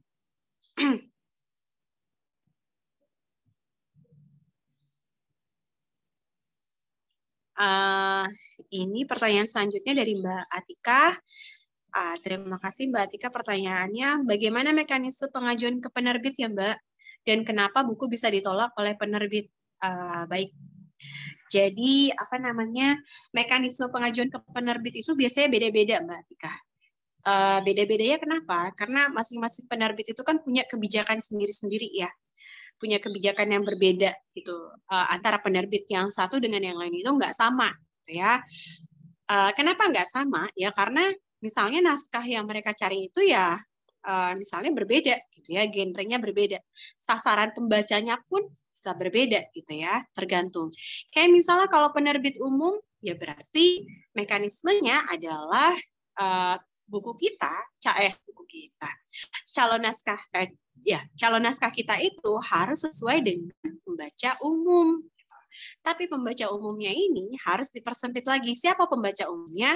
Apakah anak-anak, apakah remaja, apakah dewasa? Gitu. Jadi disesuaikan teman-teman kalau misalnya ingin menulis buku, disesuaikan dulu sasaran bacanya. Jadi pembaca kita ini, calon pembaca buku kita ini siapa? Gitu ya. Apakah anak-anaknya ini anak-anak yang mana? Apakah anak-anak TK, anak-anak SD, atau SMP gitu ya? Ataukah remaja, gitu? Ataukah orang dewasa gitu ya? Atau umum, semua kalangan bisa baca gitu. Nah, itu penting sasaran pembaca untuk sebelum kita kirim ke penerbit ya gitu. Dan biasanya kalau penerbit itu nanti kan di website-nya mereka itu udah ada tuh mekanismenya Mbak Atika. Misalnya mekanismenya ini naskah harus misalnya ketentuannya berapa halaman kayak gitu ya. Misalnya harus 100 halaman minimal kayak gitu. Nah, itu kan mekanisme gitu ya, kebijakan penerbit. Ada yang memang membolehkan misalnya di bawah 100, tapi untuk buku-buku tertentu gitu ya. Misalnya kayak gitu, atau buku dengan genre tertentu. Atau misalnya kalau buku anak-anak,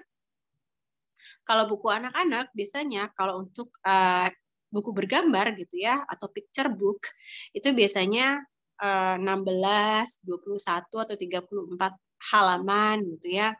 Dan itu nanti ditentukan di dalam halamannya itu apakah dia spread atau single. Spread ini maksudnya jadi halamannya itu kayak gabung gitu. Jadi halamannya itu kayak gabung, kalau single itu cuma satu halaman gini aja. Kalau spread itu bisa sampai 2 halaman dia. Jadi kalau misalnya teman-teman suka baca buku ilustrasi gitu ya, buku ilustrasi atau buku bergambar anak-anak, itu kalau spread itu biasanya gambarnya itu dia gitu ya, menyatu jadi 2 halaman gitu. Jadi dia bukan gambar yang sendirian gitu ya, atau single. Jadi kayak gitu. Nah, itu juga harus dipikirkan tuh teman-teman nanti ketika menulis buku ilustrasi, apakah nanti spread atau single gitu. Jadi seperti itu. Jadi mekanismenya beda gitu ya.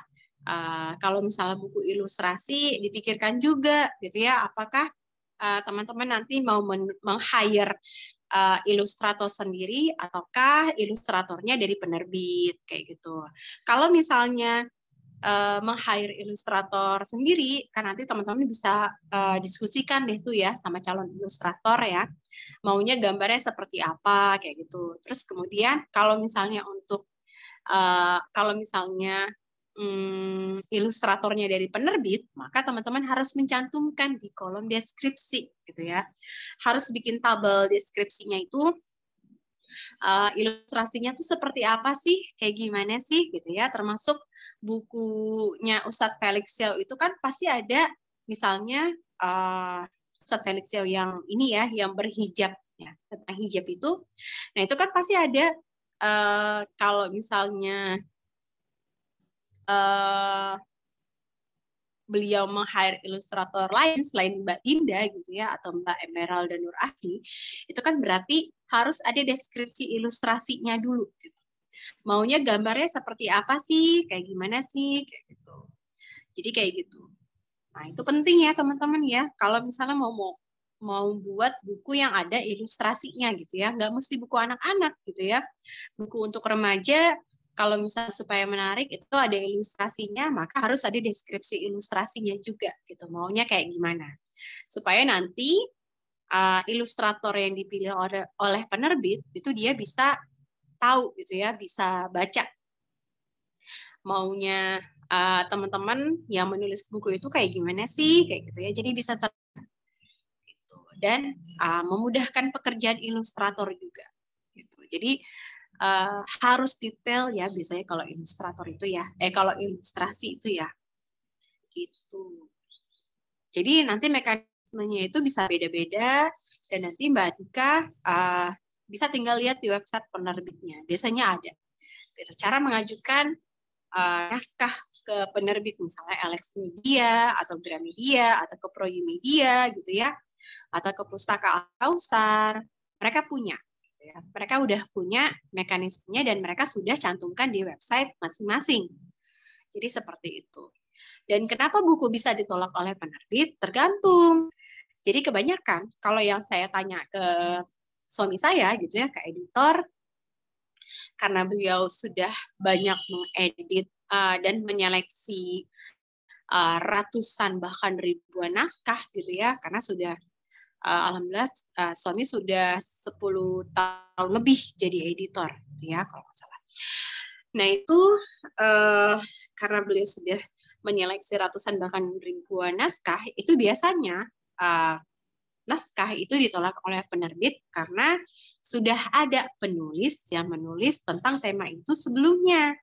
Nah ini biasanya terjadi nih, suka terjadi pada penulis yang dia masih awal gitu ya, masih menulis dan dia belum melakukan riset gitu. Jadi dia nggak melakukan riset, main kirim aja gitu. Ternyata apa yang dia tulis itu sudah ditulis dan bahkan diterbitkan oleh penerbit lain kayak gitu. Nah makanya penting buat teman-teman nih sebelum kirim naskah ke penerbit itu penting teman-teman untuk melakukan riset kecil-kecilan dulu gitu ya. Lakukan penelusuran dulu. Apakah penulis lain sudah menulis tentang tema ini sebelumnya? Kayak gitu. Supaya nanti nggak ditolak naskahnya. Maksudnya supaya penerbit nanti nggak beralasan untuk yang seperti itu, gitu misalnya. Atau bisa juga karena struktur penulisannya yang tidak sesuai dengan mekanisme penerbit, gitu. Itu bisa ditolak oleh penerbit. Nah, makanya penting buat teman-teman untuk tahu mekanisme penulisan di penerbit itu seperti apa sih, kayak gimana sih, gitu ya. Aturan bakunya, gitu ya. Aturan baku dari tiap penerbit itu kan beda-beda. Jadi seperti itu ya, teman-teman ya. Itu beberapa penyebabnya. Terus ada juga bisa juga karena selera pasar, gitu ya. Selera pasar. Jadi walaupun misalnya penerbit itu menerbitkan buku yang misalnya berbeda atau unik, tapi kalau misalnya pasar yang nggak ada, ya kan? Nah, itu juga selera pasar juga mempengaruhi loh teman-teman, gitu ya. Selera pasar atau selera masyarakat, gitu ya. Nah, penting juga teman-teman untuk tahu, gitu ya, melakukan penelusuran bagaimana sih selera masyarakat kita saat ini, gitu ya. Apa sih tema-tema apa sih yang sampai saat ini masih disukai oleh masyarakat kita, kayak gitu. Jadi penerbit juga masih tergantung dengan selera pasar. Dan biasanya kalau kayak gitu, itu marketingnya penerbit yang nantinya akan melakukan penelusuran juga, gitu ya, melakukan riset, gitu. Apakah buku ini sesuai dengan selera pasar, sudah sesuai dengan selera pasar, apakah nanti buku ini akan laku, gitu ya. Nah, biasanya penerbit juga akan memikirkan hal itu tuh, kayak gitu, teman-teman. Jadi intinya penting juga untuk memikirkan selera masyarakat, gitu ya, karena kita menulis bukan untuk diri kita sendiri, gitu. Kita menulis bukan untuk nulis jurnal, untuk nulis diary, tapi kita juga untuk nulis kita nulis untuk misalnya mempengaruhi orang, ya, kita ingin berdampak, gitu ya, berdampak dan bermanfaat untuk orang lain. Jadi seperti itu, Mbak Atika. Semoga bisa menjawab ya. Nah, terus kemudian, wow, Masya Allah ya, banyak sekali yang bertanya. Ini saya masih ada waktu kan ya, Mbak Karin? Ya, alhamdulillah masih banyak, Mbak. Oh ya, baik. Dari Mbak Lutfiana, izin tanya Mbak, bagaimana tips Mbak Sarah dalam membagi waktu untuk menulis dengan kegiatan atau pekerjaan lainnya? Biasanya saya selesaikan dulu pekerjaan yang lain, gitu ya, baru saya menulis, kayak gitu. Tapi kadang-kadang kalau misalnya saya sudah dikejar deadline, gitu ya, tergantung nih ya, tergantung tulisan apa dulu. Kalau misalnya tulisan itu adalah tulisan yang ada deadline-nya, kayak misalnya tulisan saya kan masih nulis untuk majalah ya, majalah tablik. Nah, biasanya kalau udah ada deadline-nya kayak gitu, biasanya saya mengutamakan untuk selesaikan yang deadline-nya paling dekat. Deadline-nya yang paling dekat gitu. Jadi harus saya selesaikan segera gitu untuk deadline-nya. Jadi sesuai dengan tenggat waktu. Jadi begitu tulisan saya sudah selesai, baru saya bisa mengerjakan pekerjaan yang lainnya. Jadi tergantung gitu ya, tergantung apakah tulisan itu ada deadline-nya atau enggak gitu. Tapi kalau misalnya deadline-nya biasanya ya saya mengerjakan pekerjaan yang lain dulu gitu ya, baru saya menulis. Jadi seperti itu. Atau saya minta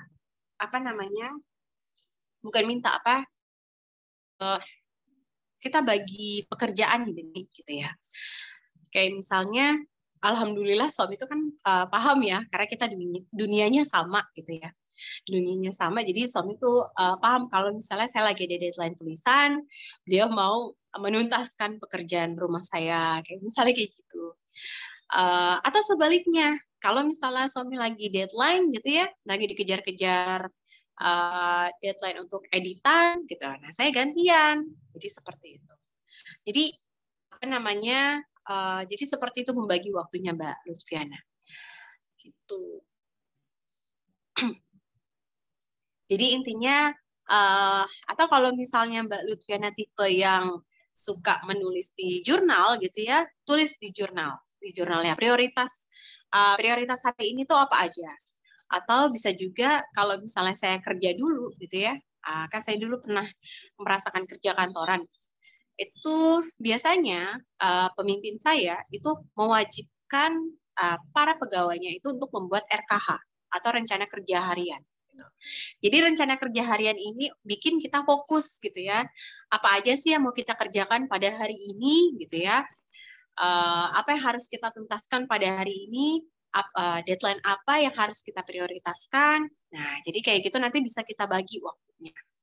Jadi seperti itu. Misalnya ketika sudah selesai satu tulisan, kita bisa menuntaskan pekerjaan rumah. Atau misalnya pekerjaan rumah kita nggak banyak nih, gitu ya. Kita bisa tuntaskan dulu pekerjaan rumah kita, baru kita nulis. Gitu. Jadi seperti itu Mbak Lutfiana. Penting untuk buat rencana kerja harian ya, misalnya. Tulis di jurnal. Prioritas Mbak Lutfiana pada hari ini tuh ngapain aja sih, kayak gitu ya. Apa yang harus dituntaskan pada hari ini, kayak gitu. Jadi seperti itu. Dan pentingan dulu yang paling dekat deadline-nya gitu ya. Jadi seperti itu. Nah, itu ada yang mau bertanya tapi lewat mikrofon tuh Mbak Karin. Iya, Insya Allah jazakillah khair ya kepada Kak Sarah. Iya nih Kak, Alhamdulillah ada 2 yang raise hand. Mungkin ini ya, kita persilakan kepada Mbak Tri Indah Anissa dari WIN Jakarta. Persilakan Mbak Indah. Terima kasih Karin. Assalamualaikum Kak Sarah, ini Indah. Indah mau bertanya Kak Sarah, boleh nggak sih hukumnya? Ya, saya udah berumah tangga dan saya punya anak. Ketika hobi saya, passion saya ini menulis. Alhamdulillah saya suka menulis. Banyak buku antologi yang saya tulis. Terus saya sudah menulis jurnal dan buku. Tetapi di saat ini saya nggak boleh gitu untuk menulis lagi sama suami gitu, karena disuruh ngurus anak dulu. Nah tapi saya diam-diam masih menulis gitu, saya masih mengikuti berbagai event menulis. Terus bagaimana apa namanya kita membagi waktu menurut Kak Sarah gitu untuk menulis? Apakah saya boleh diam-diam menulis ketika suami saya bekerja ataupun gimana? Begitu Kak Sarah, terima kasih.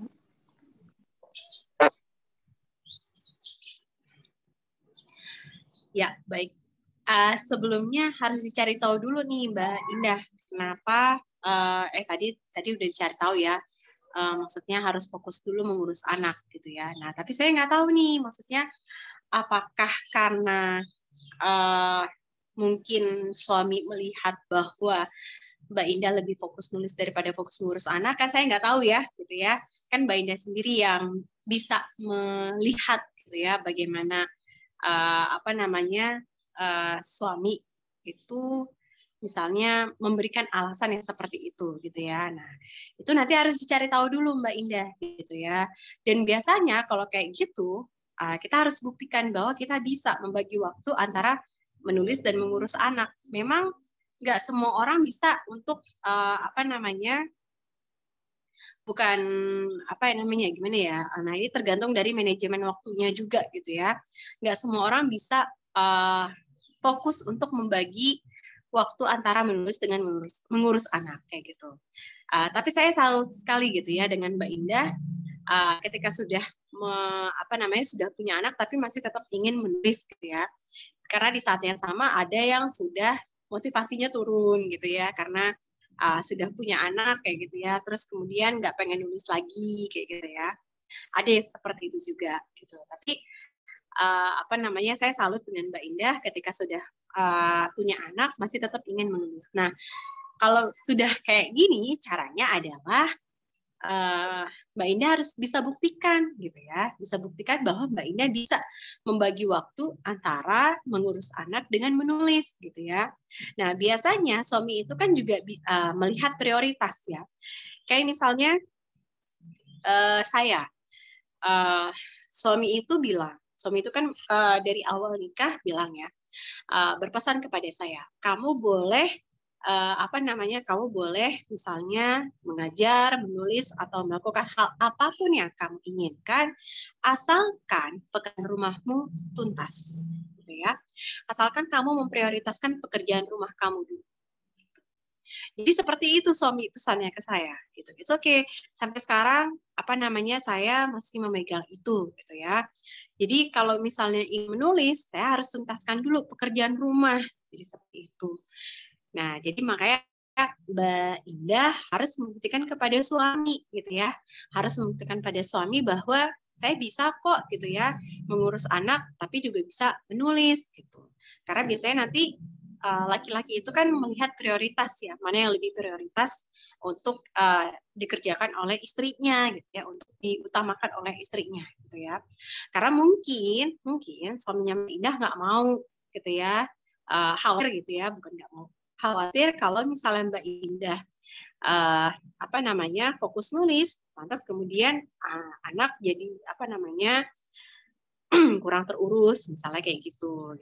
Ya, tapi kan saya nggak tahu ya, yang tahu kan Mbak Indah dan suami sendiri ya, gitu ya. Saya cuma bisa menganalisis gitu ya, karena yang tahu rumah tangga Mbak Indah kan Mbak Indah sendiri. Gitu. Jadi didiskusikan lagi sama, terus kemudian dibicarakan baik-baik dengan ke suami gitu ya, bahwa saya bisa gitu ya, saya bisa tetap fokus mengurus anak, tapi saya juga bisa melanjutkan nulis kayak gitu. Jadi seperti itu. Jadi memang ketika kita sudah menikah dan sudah punya anak, memang itu jadi tantangan ya Mbak Indah ya. Jadi tantangan buat kita para perempuan untuk menentukan skala prioritas gitu ya. Mana sih yang lebih prioritas untuk kita kayak gitu. Nah, ini juga jadi tantangan juga buat saya gitu. Kalau misalnya saya sudah punya anak nanti gitu ya. Dan makanya sekarang karena mumpung saya belum punya anak, makanya saya saya pengen punya banyak buku dulu gitu. Jadi sebelum nanti Allah mentakdirkan kami punya keturunan kayak gitu. Jadi seperti itu Mbak Indah. Jadi diskusikan lagi sama suami gitu ya. Diskusikan lagi sama suami. Buktikan kepada suami bahwa Mbak Indah bisa kok gitu. Anak, tapi juga bisa fokus nulis. Jadi seperti itu. Terima kasih, Kak Sarah. Insya Allah, makasih banyak juga ya Mbak Indah pertanyaannya yang mematik semangat juga kita yang masih sendiri. Iya. Selanjutnya ada pertanyaan dari Mbak Susilawati. Pada Mbak Susi, persilakan. Baik, terima kasih Kak Karin. Saya mau bertanya. Jadi saya baru mau memulai gitu untuk ingin jadi seorang penulis gitu. Menurut Kak Sarah, kira-kira bagus nggak sih kalau misalkan saya itu sebagai pemula tapi nargetin diri gitu. Kalau 5 bulan ke depan saya harus punya buku gitu. Nah itu gimana menurut Kak Sarah? Ada lagi? Itu aja. Nggak ada. Oh, iya. Iya. Ini langsung saya jawab aja ya Mbak Karin, boleh? Ya, boleh Mbak Sarah. Iya, baik.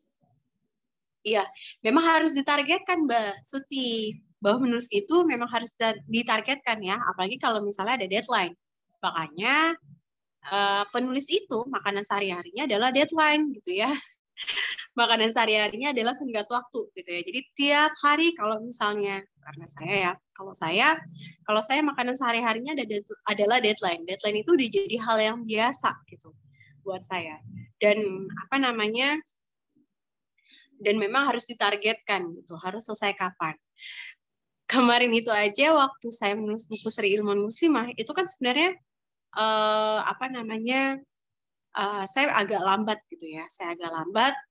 Akhirnya suami yang harus menargetkan gitu ya, memberikan target kepada saya. Kamu harus selesai loh dalam bulan ini 1 buku gitu ya, misalnya kayak gitu. Nggak boleh.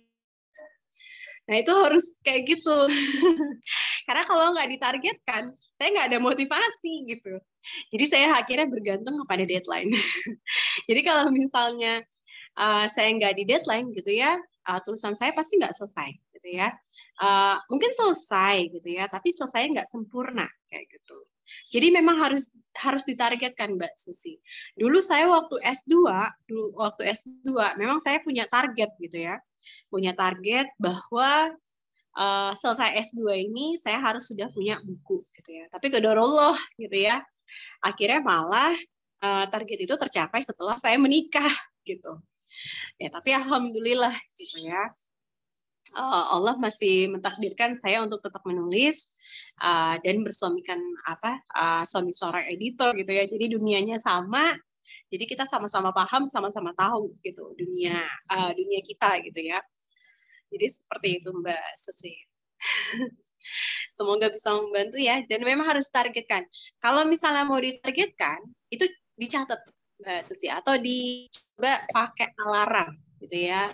Kalau misalnya belum ada yang mengingatkan, jadi seperti itu. Atau bisa minta orang tua kita untuk mengingatkan, kayak gitu. Bahwa kita ini punya target menulis loh, kayak gitu. Bahwa kamu harus selesai loh dalam minggu ini, misalnya berapa halaman, kayak gitu. Jadi seperti itu. Pokoknya catat di tempat-tempat yang sering kita lihat. Atau misalnya kalau kita punya mading sendiri di rumah, kita bisa bikin dari kayak sticky notes gitu ya. Bukan sticky notes, kayak memo pad gitu ya yang ditempel gitu ya, bahwa kita punya target nih bahwa dalam seminggu ini kita harus nulis misalnya 20 halaman misalnya kayak gitu. Nah, itu nggak apa-apa dan memang harus seperti itu gitu. Jadi memang penulis yang baik adalah penulis yang tahu kapan dia deadline menulis. Jadi gitu. Kalau untuk pemula sendiri itu gimana ya Kak? Kan saya tuh kayak masih kosong banget gitu tuh. Maksudnya masih kosong gimana? Kak, kalau kan saya belum punya sama sekali buku nih. Terus soal kepenulisan juga masih kurang gitu. Berarti sambil menargetkan juga sambil terus mencari struktur yang baik dan benar kayak gitu ya Kak?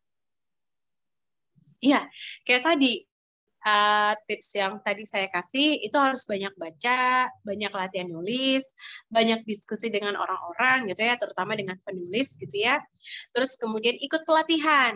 Nah, bahkan sampai sekarang saya masih ikut pelatihan kok, Mbak Susi. Jadi kalau tahun kemarin itu saya ikut pelatihan bagaimana caranya menulis buku non-fiksi atau buku dongeng gitu ya.